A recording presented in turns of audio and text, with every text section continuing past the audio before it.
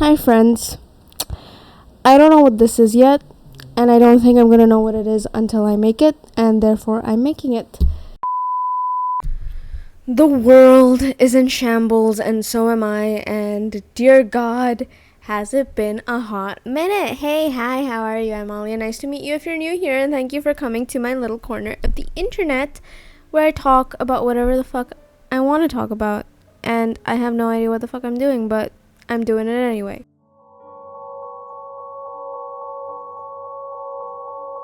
So I started a new sketchbook, among other things that have been going on recently, including a new workout routine, which this is how that's going, by the way.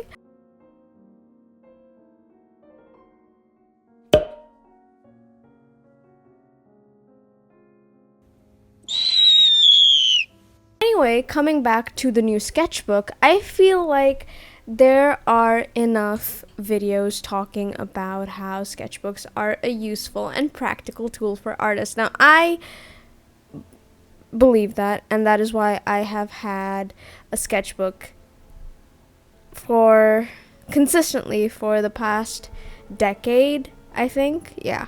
I have had one since I was 11. Every single time. And honestly speaking, it's kind of crazy because it really maps out the evolution of who I was and who I've become recently also. And since I finished this last sketchbook and started a new one, which this last sketchbook, by the way, came at a point in my life where I thought, so many things, and just, yeah, it's an interesting sketchbook, if you will. But going back to that, by the way, my first couple sketchbooks, of course, have fan art from Five Nights at Freddy's, and it's so bad. But it also kind of is just very much realizing how much I loved art and drawing and animation specifically, even if initially, I was going to go into fine arts, which was the original plan, by the way. And so many things change over time, and I feel like change is a good thing. Now, talking about sketchbooks specifically, not as a practical tool, but as a tool for myself and as kind of an attachment that I have to my own sketchbooks, for me, I feel like they are little things that I can't hide from ever, because they've been with me for so long through every single stage, which actually brought me to, a song that I've been listening to recently by Tessa Violet, because, oh my god, I fucking love Tessa Violet. She's amazing. Which, she released a song called My Body's My Buddy, and I was listening to that, but obviously I really resonated with that, but in addition to resonating with that song, it got me thinking about things that I find so personal to myself and who I am as a human being that have kind of been with me in the same way, not necessarily the same way, but in a way that has been so monumental to me existing as a person. And for me, that is my sketchbooks every single time. I feel like my sketchbooks, just like with God, I cannot hide from ever. And so they are little places where I can go and be myself more than I usually am. And when I feel, especially over the past couple of weeks, I felt really awful, and your girl has a fucking cold in 30 degrees Celsius weather. I don't know what that is, but it's something, and it's so stupid.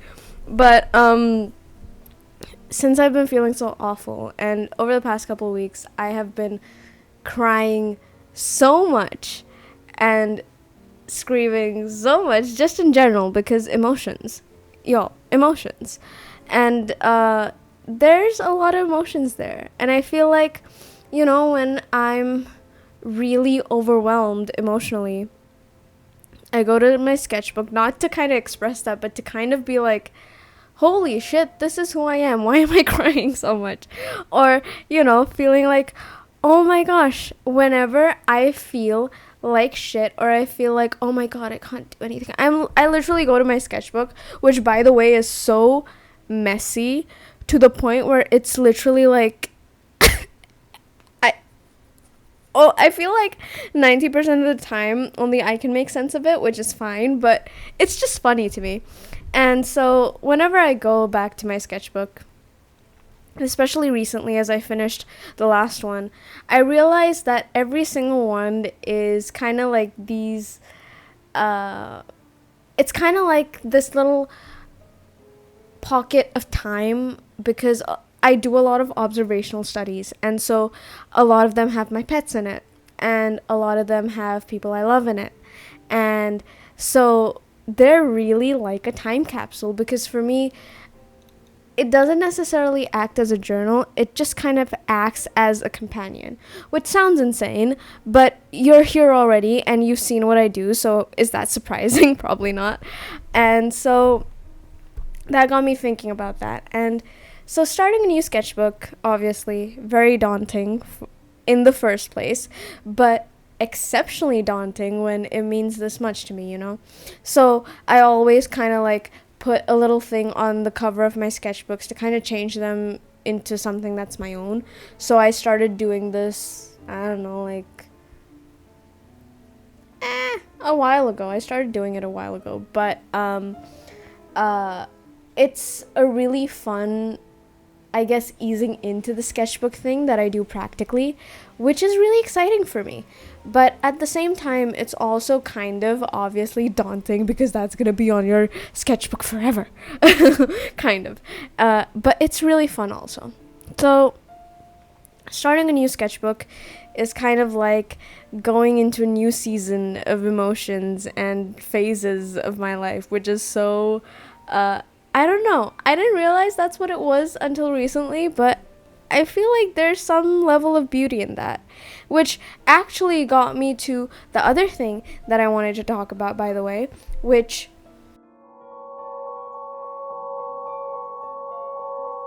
so I finished Bridgerton season 4 recently.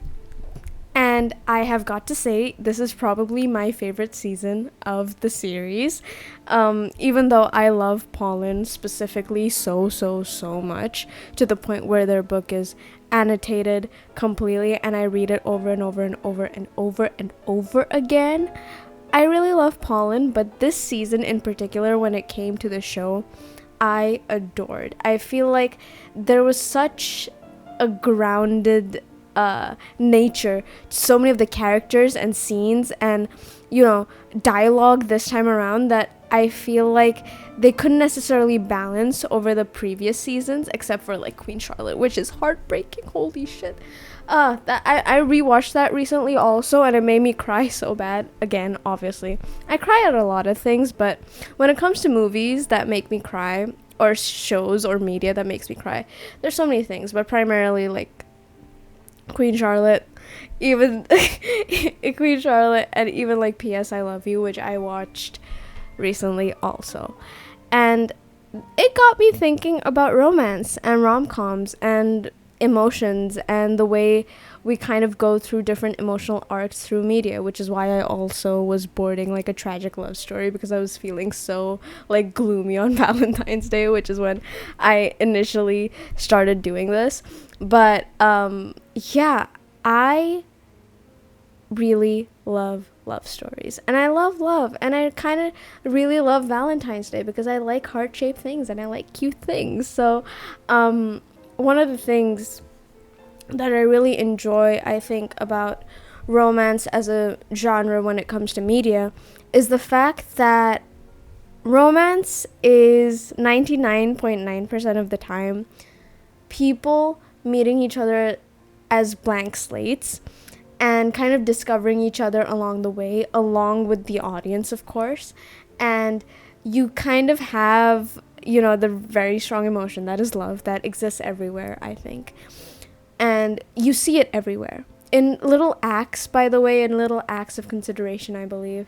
And that I know, I like to notice that in real life. So I always enjoy when I see that on screen. And that's the approach when it comes to, you know, showcasing or portraying love. But I think what's so cool about romance as a genre is the fact that, you know, we grow up with so many kind of expectations or just frameworks around us as human beings, which are kind of already established, and they kind of put you into a certain box unless you feel like, you have to get out of that or whatever. But they've put you into a certain box sometimes.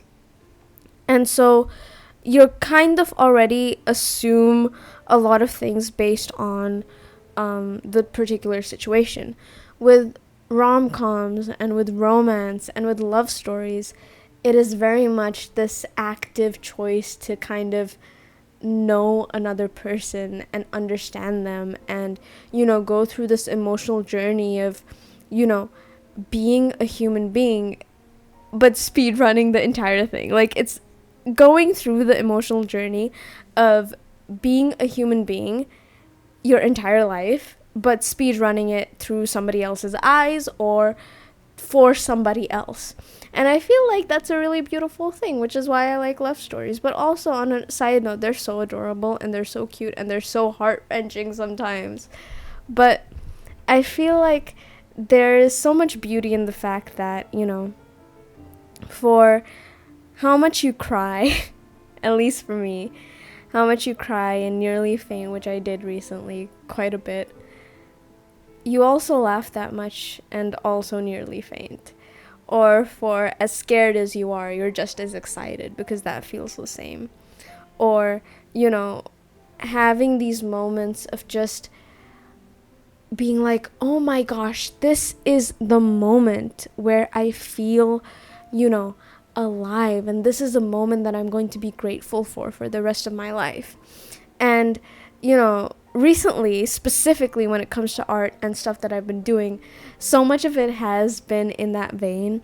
And so is the storyboard, which was initially it's just like a storyboard exercise, but it was initially inspired by this tomb that was found a long time ago. And I'll probably put a text up on the screen kind of explaining what I'm talking about, because I am very, very tired at the moment. But I feel like there's something so deeply human about romance, because life itself is a romance. It is a conversation with, God and the universe and existing. And I feel like that's a really beautiful thing. So no matter how much pain there is, no matter how much anger there is, which, I felt a lot of negative emotions recently, but no matter how much that can,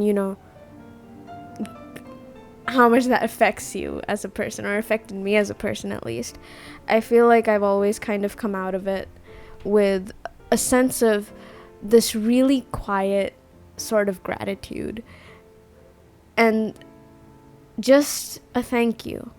I feel like, these moments, these kind of evolutions that challenge us to grow into, human beings and people, tend to be the moments that are the most important in reminding us how human we really are.